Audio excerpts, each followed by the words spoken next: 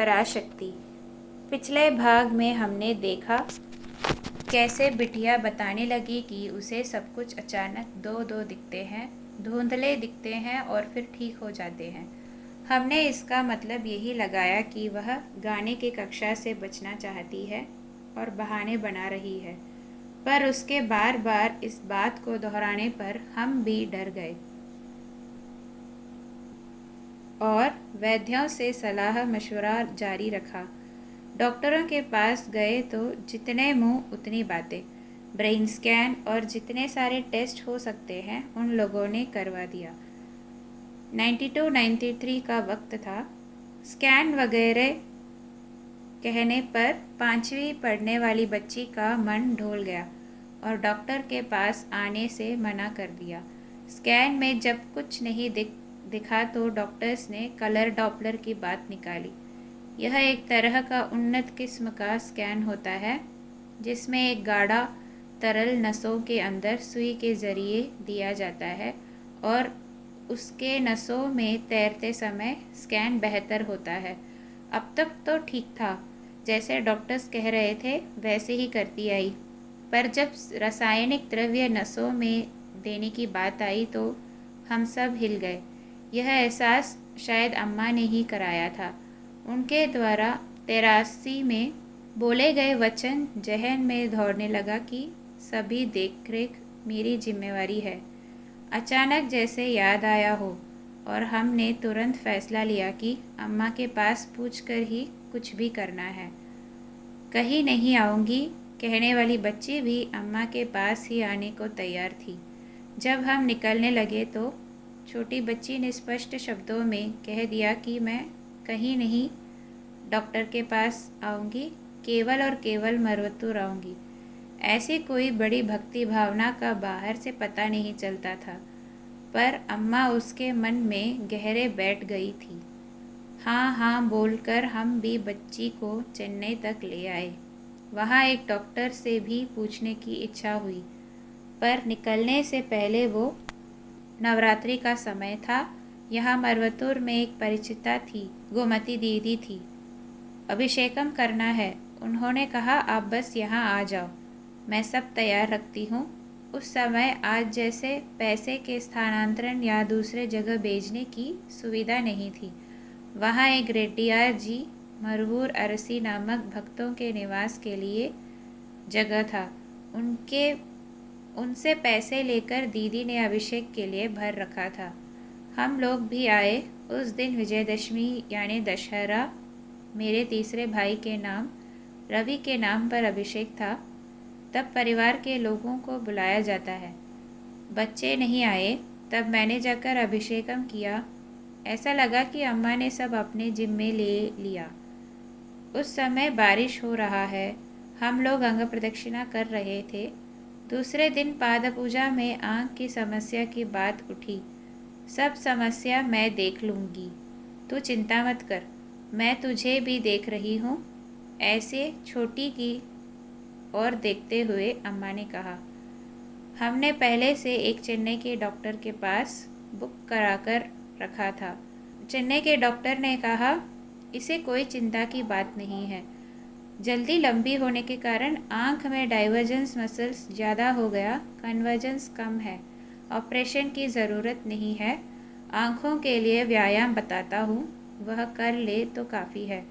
10 बार हर दिन में महीने भर करना है।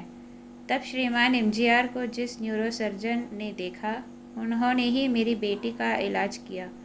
10 दिन भी व्यायाम नहीं किया होगा। सब कुछ धीरे धीरे सामान्य हो गया और अभी वह स्वस्थ जी रही है। अम्मा ने यहाँ बोल दिया कि कोई दिक्कत नहीं है और अगले दिन डॉक्टर के मुंह से वही बात निकल गई कि सब कुछ ठीक है। मैं इसलिए अपना अनुभव साझा कर रही हूँ कि अम्मा पर पूरा भरोसा रखे तो वह जो कहती है उसे कर दिखाती है।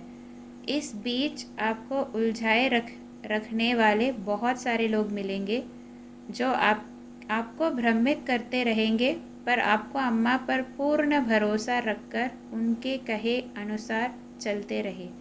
यह इसलिए कह रही हूँ क्योंकि अगर अम्मा हमारे साथ ना होती तो इन डॉक्टरों की बात सुनकर हम टूटकर बिखर गए होते। इस घटना के बाद अम्मा के ऊपर जो विश्वास था वह और गहराता चला गया।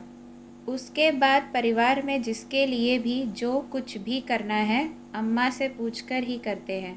अम्मा भी किसे कहाँ पढ़ना है, क्या पढ़ना है, कैसे आना जाना है, उसकी व्यवस्था करती है। अम्मा ने भी अपने दिव्य वाक्य में स्पष्ट कर दिया, उसने कहा, इसने कहा करके कुछ नहीं करना है। अडिगलार अम्मा जो कहती है सुनना है, उसके अनुसार चलना है। अम्मा को ही हमारी असली समस्या और उसका निवारण पता होता है। आज हम लोग इतने अच्छे तरह से ज़िंदगी गुजार रहे हैं, जब मन चाहे मरवतुर की मिट्टी पर पैर धरने का मौका दे रही है। कुछ विषयों पर अम्मा ने जोर दिया था, जिसमें से एक है जब भी मरवतुर आए तो दिया जलाना है। पर तब छोटे बच्चों एवं बड़े बुजुर्गों को घर छोड़कर एक दिन में आकर जाना कैसे संभव हुआ, वह सोचने पर मन बहुत अचंभित होता है। जब जब अम्मा की इच्छा हुई उन सभी समय अम्मा ने बुलावा भेजा। बुलावे के चलते ही हम बारंबार आते जाते रहे, क्योंकि योजनाबद्ध तरीके से भी अगर हम चाहते तो ऐसा संभव नहीं होता। परंतु अम्मा यह भी देखा करती थी कि परिवार में कोई भी उलझन ना आए। 10 साल में उसे बचाया, फिर उसी बच्ची को 20 साल की उम्र में एक बड़ी ही घटना घटी। पढ़ाई में अच्छी थी, कोयम्बतूर में ही आगे की पढ़ाई का सोच रहे थे, परंतु अम्मा ने मरवतूर में कॉलेज की पढ़ाई करने को कहा। वह भी मरवतूर के कॉलेज में पढ़ने में बहुत उत्सुक थी। ट्रिपली के दूसरे वर्ष की पढ़ाई करते समय उसके आंत में रसौली उत्पन्न हुई।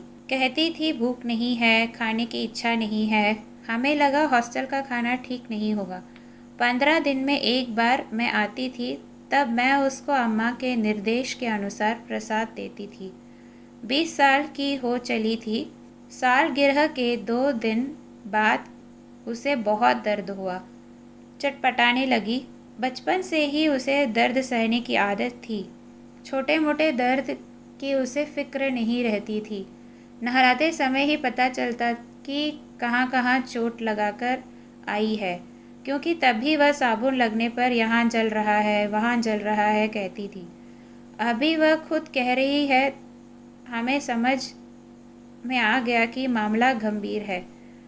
भैया ने कह दिया हॉस्पिटल लेकर आओ चेन्नई में। मैंने कहा मैं अम्मा को पूछ कर आऊँगी।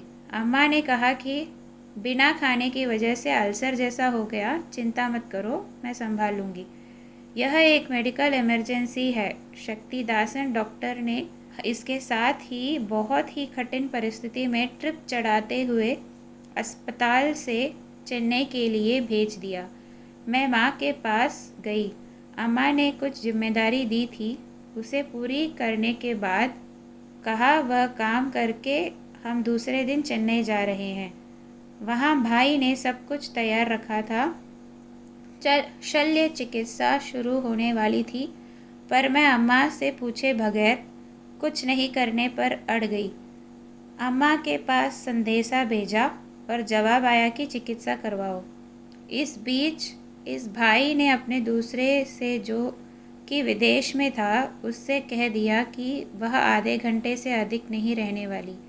यह सब मुझे बाद में पता चला। उसकी आते एक दूसरे से सट गई थी, पर धीरे धीरे वह ठीक हो गया।